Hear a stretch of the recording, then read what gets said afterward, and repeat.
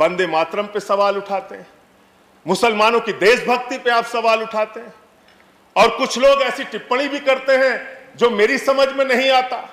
मैं अन्ना जी के आंदोलन के मंच का संचालन कर रहा था मान्यवर, मेवात से एक मुस्लिम लड़की उस मंच के संचालन के दौरान कही कि उसने कहा कि मैं समर्थन देने आई हूं, भाषण देना चाहती हूं। भाषण जब उसने समाप्त किया उस मुस्लिम लड़की ने, तो उसने कहा भारत माता की जय, भारत माता की जय, वंदे मातरम। और मैं उस विचारधारा से सहमत नहीं हूं, मेरा इस्लाम इतना कमजोर नहीं कि वो वंदे मातरम कहने से खत्म हो जाए। इस तरह की सोच के लोग हिंदुस्तान में रहते हैं। मैं जिस सुल्तानपुर के छोटे से शहर में काम करता था, वहां मेरे साथ शमशाद भाई काम करते थे, बहुत आपसे ज्यादा तेज भारत माता की जय वो लगा सकते हैं, वंदे मातरम लगा सकते हैं। आप आज इस नए भारत में कर क्या रहे हैं? झारखंड में क्या हुआ मान्यवर?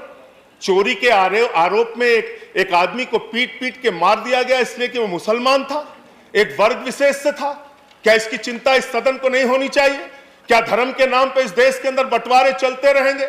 ये विविधता में एकता वाला देश है, यहाँ पे सभी धर्म, सभी जाति, सभी वर्ग के लोगों को सम्मान से रहने का हक है। लेकिन आपको तो दाढ़ी से आपत्ति हो जाती है, टोपी से आपत्ति हो जाती है। अच्छा हुआ आप 1857 में नहीं थे, वरना दाढ़ी रखाकर जिन उलेमाओं ने अंग्रेजों के खिलाफ लड़ते हुए अपने सर कटवाए, उनके बलिदान को आप शर्मिंदा करते, उनके बलिदान को आप शर्मिंदा करते। आप जानना चाहते हैं मुसलमानों का इतिहास, तो पढ़िए शहीद अशफाकुल्लाह को।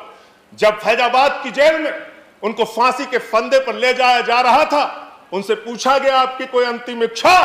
तो उन्होंने कहा कुछ आरजू नहीं है, बस आरजू है इतनी, रख दे जरा से कोई खाके वतन कफन पे। यह है मुसलमानों का इतिहास, पढ़ लेना। बहादुर शाह जफर के इतिहास को पढ़ लेना।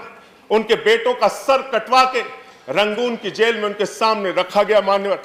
पुलिस के, अंग्रेज के पुलिस अफसर जब बहादुर शाह जफर को गिरफ्तार करने के लिए आए थे, तो उनका मजाक उड़ाते हुए उन्होंने कहा कि दम दमे में दम नहीं, अब खैर मांगो जान की, ऐ जफर ठंडी हुई शमशीर हिंदुस्तान की। तो उस बहादुर शाह जफर ने अंग्रेज अफसर को जवाब दिया था कि गाजियों में बू रहेगी, जब तलक ईमान की तख्त लंदन तक चलेगी तेग हिंदुस्तान की। हिंदुस्तान के मुसलमानों के इतिहास को पढ़िए तो उनके प्रति आपके मन में सम्मान पैदा होगा।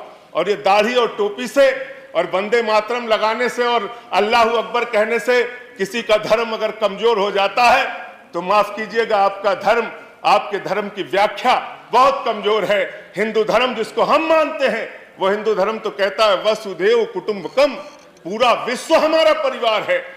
और हम आप भारत माता की जय लगाते हैं, आप भी जोर से लगाते हैं भारत माता की जय, हम भी जोर से लगाते हैं भारत माता की जय। लेकिन मुझे बताइए, दुनिया में कौन सी ऐसी मां है जो अपने बच्चों में भेद करती है? दलित बच्चे को अलग निगाह से देखेगी, मुसलमान बच्चे को अलग निगाह से देखेगी, पिछड़े बच्चे को अलग निगाह से देखेगी, सिख बच्चे को अलग निगाह से देखेगी। अरे माँ तो वो माँ होती है जो अपने कमजोर बच्चों का ज्यादा ख्याल रखती है। भारत माता की जय लगाना है तो दिल से लगाइए। पूरे हिंदुस्तान में रहने वाले 130 करोड़ हिंदुस्तानियों का साथ दीजिए, तब इस देश का विकास होगा। चमन में एक तलाते रंग बू से बात बनती है, चमन में एक तलाते रंग बू से बात बनती है। हम ही हम हैं तो क्या हम हैं, तुम ही तुम हो तो क्या तुम हो। बदलिए, इस धारणा को बदलिए, इस विचारधारा को बदलिए। आपने संघीय ढांचे का उल्लेख किया मान्यवर, देश के संघीय ढांचे को आप कैसे मजबूत कर रहे हैं, ये हमने दिल्ली में बहुत अनुभव किया है। आपने एक ऐसी सरकार को 4.5 साल तक चलने नहीं दिया जिसके इतिहास को अगर आप समझेंगे तो जरूर थोड़ी शर्मिंदगी आपको होगी। एक ऐसी सरकार जिसने बिजली का दाम आधा किया, जिसने 20,000 लीटर पानी मुफ्त करने का काम किया, जिसने मोहल्ला क्लिनिक का मॉडल बनाया जिसकी चर्चा अमेरिका में हो रही है, फ्रांस में हो रही है, जर्मनी में हो रही।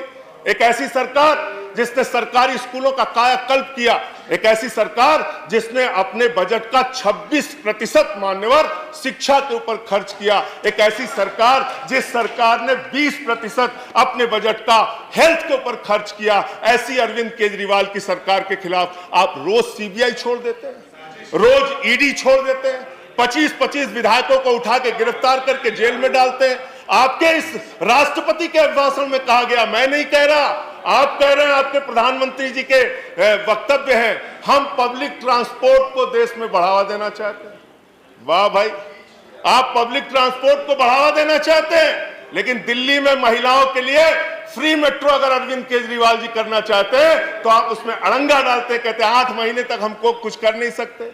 अरे फ्री मेट्रो से ट्रैफिक कम होगा, प्रदूषण कम होगा, जो मेट्रो घाटे में चल रही है उसको हम अपने पास से मुनाफे के बजट से पैसा देंगे, आपका लाभ होगा। इसलिए साथियों, इसलिए मान्यवर, मैं कहना चाहता हूं, जेट एयरवेज, जेट बेरोजगारी की बात अगर हम करें,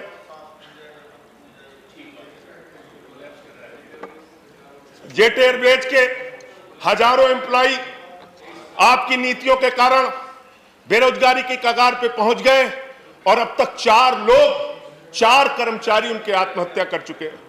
शिक्षा मित्र लाखों की संख्या में है, उत्तर प्रदेश में आंदोलन कर रहे हैं। प्रेरक शिक्षक लाखों की संख्या में है, पूरे देश के अंदर आंदोलन कर रहे हैं। मान्यवर, सबको 10-10, 12-12 मिनट दिया। आपका भी पूरा हो रहा है 10। साथियों, आपका 10 पूरा हो रहा है। मैं कहना चाहता हूं, किसानों के जमीन के अधिग्रहण का सवाल आया, यहां पे सदन में माननीय मंत्री जी ने बताया हम सबको मुआवजा दे रहे हैं। जौनपुर के क्षेत्र में, बुंदेलखंड के क्षेत्र में बहुत सारे लोगों को आज तक मुआवजा, किसानों की जमीन को ले लिया गया, मुआवजा नहीं दिया गया। बेरोजगारी के कारण नौजवान आत्महत्या कर रहा है। आप बड़े बड़े सीमा की सुरक्षा की दावे करते हैं, जवानों की सबसे ज्यादा शहादत आपकी सरकार के दौरान हुआ। किसान खेतों में मर रहा है, जवान सीमा पे मर रहा है, और आप यहां पर बड़े बड़े वादे, बड़ी बड़ी बातें कर रहे हैं। इसलिए मैं कहना चाहता हूं, आप इस देश के लोगों का ख्याल रखिए। देश को आगे लेकर अगर आप जाना चाहते हैं तो बड़े मन से आगे बढ़िए, बड़े मन से इस देश की व्यवस्था को आगे चलाने का काम कीजिए। आयुष्मान भारत की मान्यवर चर्चा हुई, वही करके खत्म करूंगा। आयुष्मान भारत की चर्चा आपने किया, कहा कि 50 करोड़ लोगों को हम लोगों ने स्वास्थ्य सेवा में 5-5 लाख रुपए का स्वास्थ्य के लिए बीमा योजना प्लीज अंतिम आयुष्मान भारत की सच्चाई क्या है मान्यवर? उस योजना में आपने इतनी शर्तें लागू कर दी कि अगर आपके घर में मोटरसाइकिल है तो आयुष्मान योजना का लाभ नहीं मिलेगा। अगर आप ठंडा पानी पीते हैं, फ्रिज आपके घर में है, तो आयुष्मान योजना का लाभ नहीं मिलेगा। 50,000 रुपए का अगर आपके पास किसान क्रेडिट कार्ड है तो आयुष्मान योजना का लाभ मैं दूसरे वक्ता को आमंत्रित कर रहा हूं। 10,000 की आमदनी, मानो 10,000 की आमदनी अगर आपकी है तो आपको आयुष्मान योजना का लाभ नहीं मिलेगा। अरे दिल्ली में तो केजरीवाल जी की सरकार ने 14,000 रुपए न्यूनतम मजदूरी कर दी है। आप मजदूरों को भी आयुष्मान योजना में कवर नहीं करते। ऐसी चिट्ठी लिखते हैं, ऐसी दुर्भावना से लिखते हैं। अंत में खत्म करूंगा सर, 1 मिनट सबको अंत में ऑलरेडी 11 मिनट सबको आपने दिया, 11 मिनट हो गए हैं। 1 minute sir, 1 minute sir, 1 minute आप बैठे प्लीज, आनंद जी प्लीज। अंत में इस सरकार के लिए चंद लाइनें हैं, बस वही पढ़ के खत्म करूंगा। हिंदू और मुस्लिम के एहसासात को मत छेड़िए, अदम गोंडवी की लाइनें हैं। हिंदू और मुस्लिम के एहसासात को मत छेड़िए, अपनी कुर्सी के लिए जज्बात को मत छेड़िए। हम में कोई हूड़ है, कोई शक, कोई मंगोल है, दफन है जो बात, अब उस बात को मत छेड़िए। गर गलतियां बाबर ने की, जुम्मन का घर फिर क्यों जले, ऐसे नाजुक वक्त में हालात को मत छेड़िए। छेड़िए एक जंग मिलजुल कर गरीबी के खिलाफ, दोस्तों मेरे मजहबी नगमात को मत छेड़िए। इन्हीं पंक्तियों के साथ सबका साथ सबका विकास आप करिए। डॉक्टर किरोड़ीलाल मीणा के साथ डॉक्टर किरोड़ीलाल मीणा और राष्ट्रपति किरोड़ीलाल मीणा जी प्लीज समर्थन करता हूं। अब आपकी बात रिकॉर्ड पे जाएगी प्लीज।